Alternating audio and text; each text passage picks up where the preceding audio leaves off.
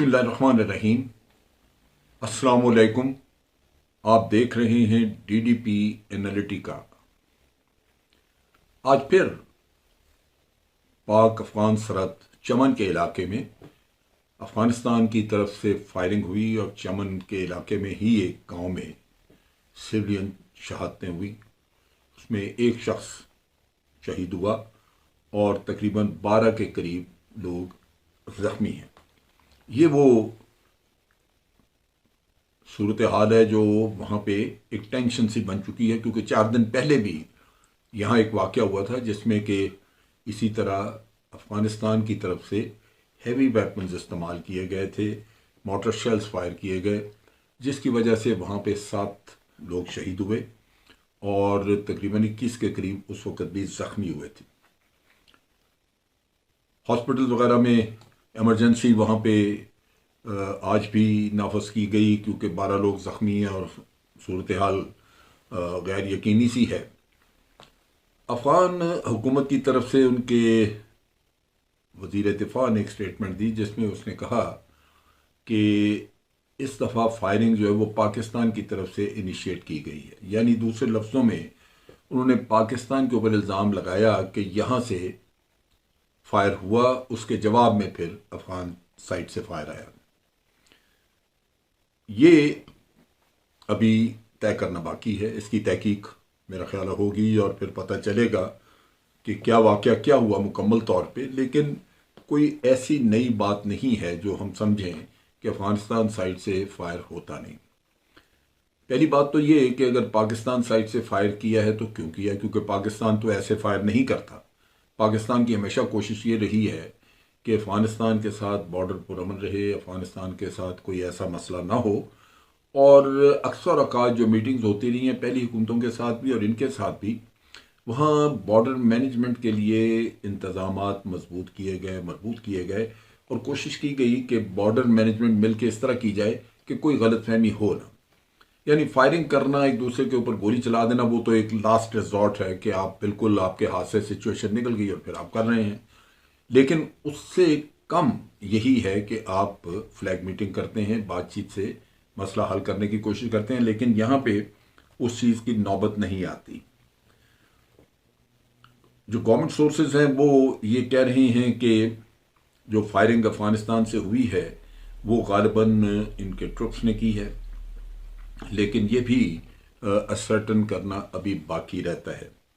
इससे पहले जो 4 दिन पहले वाक़या हुआ उसका मैंने जिक्र किया, लेकिन उससे भी पहले मुख्तलिफ वक्तों में वाक़यात होते रहे। बाज़ औक़ात आपने देखा कि जो हमने वहाँ पे बाड़ लगाई है, फेंस लगाई है, फेंस की कोई रिपेयर करनी है या फेंस को कुछ मेंटेनेंस वगैरह करनी है तो उसके ऊपर पार्टियों के ऊपर फायर हो जाता है।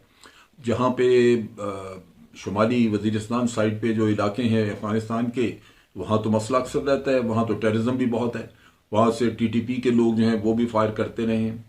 अब यहाँ पे यूं लगता है कि जैसे इस मुल्क के ऊपर इस हुकूमत का, जो तालिबान की जो जो जो अपने आप को कहते हैं कि आर्जी हुकूमत है, इसका यूं लगता है कि कोई कंट्रोल नहीं है।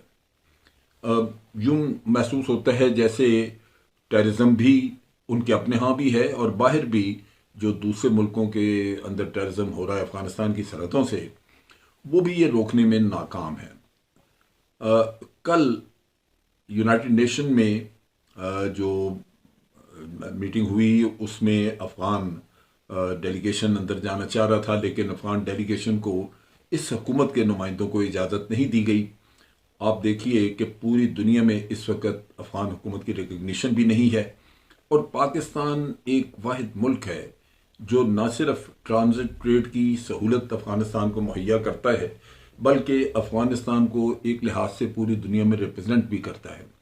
अफगानिस्तान के हालात पिछले अगस्त से जबकि तालिबान ने टेक ओवर किया उसके बाद इतने ख़राब थे, पाकिस्तान अपनी तरफ से जो एड दे सकता था दी, लेकिन पूरी दुनिया को मुतहर्रक किया कि वो अफगानिस्तान के इस मुश्किल वक्त में काम आए, इनको एड दें। इनके लोग जो हैं वो परेशान हाल हैं, सर्दी शदीद है, उनको चाहिए सर्दी के लिए प्रोटेक्शन वगैरह। ये सारे इंतजामात पाकिस्तान ने पूरी दुनिया को कह के तो इनके लिए किए। अब गुडविल उस लिहाज से तो बड़ी होनी चाहिए थी, लेकिन बदकिस्मती कि ये नहीं है। फिर यह है कि आहिस्ता आहिस्ता अफगानिस्तान के अपने अंदर बैरूनी एलिमेंट्स जो हैं वो भी हावी होते जा रहे हैं और वो भी कोई ना कोई कार्रवाई वहाँ पे करते हैं।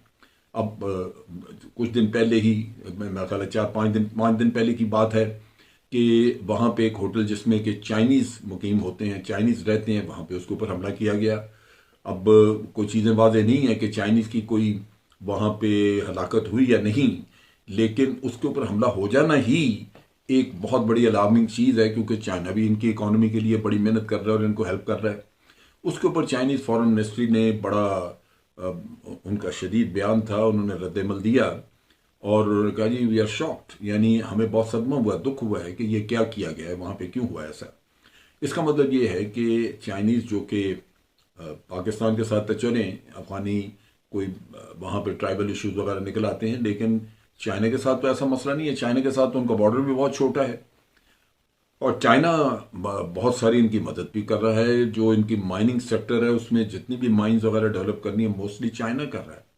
तो इन हालात में आप सोचिए कि चाइना की तशवीश तो इन तालिबान के लिए बहुत मानी खेज होनी चाहिए और इनको सोचना चाहिए कि इसका कोई हल निकाले, लेकिन वो भी ये नहीं कर सके। तो सीधी सी बात है कि इनके हाथ में यूं लगता है कि मुल्क का नज़्म व नक्श जो है वो इनके हाथ से निकलता जा रहा है। जो इनकी ट्रुप्स हैं, जो इनकी फ़ौज है, ये लोग वही थे जो पहले तालिबान थे। और तालिबान जो हैं वो चूँकि एक मलेशिया की शक्ल होती है, एक सिविल किस्म का माहौल होता है उनका, तो उनका डिसिप्लिन भी वैसा नहीं होता। इन्होंने जो आर्मी पहले से ट्रेंड आर्मी थी, जो अमेरिकन ने ट्रेन की थी, उसको तो इन्होंने ख़त्म कर दिया क्योंकि उस पर ये एतमाद नहीं करते थे। और तालिबान की हुकूमत ने वैसे भी अपने तालिबान जो उनके साथ थे, जो आइडियोलॉजिकली जिनको उन्होंने मोटिवेट किया हुआ था, उनको उन्होंने साथ रखना था। सो वो उनके साथ रहे और उन्हीं की कुछ ना कुछ ट्रेनिंग करके उनको उन्होंने बॉर्डर पोस्टों पे इधर उधर बैठा दिया है। अब नेचुरली वो लोग ना तो उतने डिसिप्लिन्ड हैं और ना ही वो इस तरह की चीज़ों के आदी हैं जहां रेगुलर फोर्सेस, रेगुलर ट्रुप्स की तरह वो बिहेव कर सकें। नतीजा ये कि वो अक्सर औकात ऐसी सूरत हाल पैदा कर देते हैं जहां से ये एक इंटरनेशनल इशू बन जाता है। पाकिस्तान अफगानिस्तान के लिए हर तरह की सहूलत पैदा करता है। ट्रांजिट ट्रेड है वो भी यहाँ से होती है। पेशावर और कोयटा में जो हॉस्पिटल हैं, डॉक्टर्स हैं, लोगों को नज़दीक तरीन वो ये जगह हैं अफगानियों को, लिहाजा वहाँ पे वो इलाज मालजे के लिए भी आते हैं। इन हालात में अगर पाकिस्तान ये बॉर्डर से जब ये एंट्री पॉइंट्स बंद कर देता है तो अफगानियों को बड़ी तकलीफ होती है और चंद दिन में ही फिर वावेला मच जाता है। पहले भी अभी कुछ दिन पहले एक हफ्ते के लिए बॉर्डर बंद रहा, चमन साइड पे एंट्री रोक दी गई। अब भी हालात इस तरह के होते जा रहे हैं कि ये फिर लगता है कि इसको बॉर्डर को सील करना पड़ेगा, अफगान एंट्री जो है वो रोकनी पड़ेगी। बासूरत मेरे लिए हमेशा से ये एक कंसर्न रहा है कि अफ़गानिस्तान एक ऐसा मुल्क है जिसके साथ ताल्लुकात हमें अच्छे रखने हैं, क्योंकि हमारे दुश्मनों की हमेशा कोशिश होगी कि वो मगरबी और हमारे जो मगरबी और मशरकी महाज दोनों हैं इनको वो खोल के रखें, इनके ऊपर पाकिस्तान आर्मी के ऊपर प्रेशर रहे और उससे पाकिस्तान आर्मी की कुव्वत जो है वो तकसीम हो जाए। लिहाजा भारत के साथ तो हमारे बड़े झगड़े हैं, बहुत इश्यूज हैं, कश्मीर वगैरह का मामला वो हल करने को तैयार नहीं है।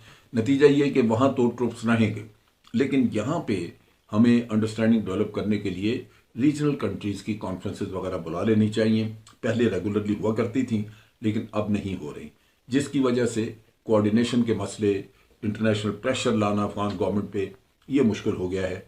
सो मैं समझता हूँ कि फॉरेन ऑफिस को ये ज़रूर इवेल्युएट करना चाहिए कि अगर वो रीजनल कंट्रीज़ की कॉन्फ्रेंस करे तो उधर अफगान हुकूमत को कटहरे में लाए, सबके सामने तमाम मुल्क उन पे इस बात का दबाव डालें रीजनल कंट्रीज़ के, भाई हमारी सरहदें जो हैं वो गैर महफूज हैं आपकी वजह से, तो उनको कुछ ना कुछ करना पड़ेगा।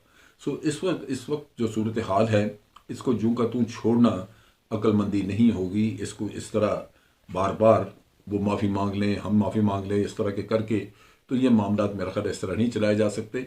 इसके ऊपर बाकायदा बातचीत होनी चाहिए और वो भी सिर्फ दो मुल्कों की आपस में नहीं बल्कि रीजनल कंट्रीज़ की, जिसमें कि अफ़गान तालिबान को, उस हुकूमत को जो आज वहाँ पे है, उनको कटहरे में लाया जा सके।